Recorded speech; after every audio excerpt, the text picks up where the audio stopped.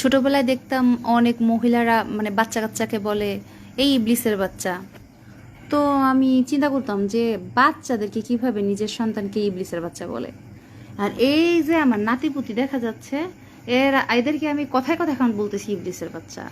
মানে এরা যে কোন লেভেলের পণ্ডিত, কোন লেভেলের দুষ্ট, মানে আমি চিন্তা করতে পারিনি যে মানে 1 মাস বয়স হয় নাই তারা কিভাবে এরকম হয়। দেখেন একটু দেখাই ওদের যন্ত্রণায়, মানে আমি তো এই যে ড্রয়ারে ছিল এতদিন, এত পরিমাণে হিসু করছে, আমার ড্রয়ার ভরে গেছে।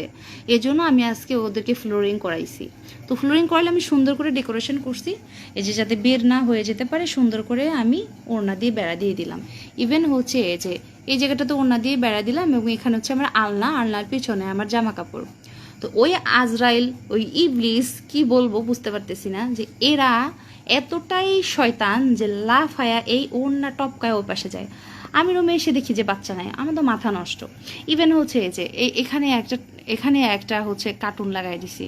এগুলো কিন্তু সব হচ্ছে ওয়াটার প্রুফ করে দিছি, হ্যাঁ। কিন্তু তারপরে ইবলিসের ছাগুলো ঠিক মতো রাখে না, মানে কি যে অবস্থা করে। এই যে আমার বেডের সাথে অ্যাডজাস্ট করে দিছি যাতে ফ্যানের বাতাস পায় ঠিক মতো। খাবার দাবার পর্যন্ত রেখে দিছি যাতে খিদা লাগলে খেতে পারে। কিন্তু ইবলিসের বাচ্চারা এখানে বসবে, ইবলিসের বাচ্চারা ওই ওনার ডিঙায় ওই ফাঁকের মধ্যে যায় ঢুকে থাকে।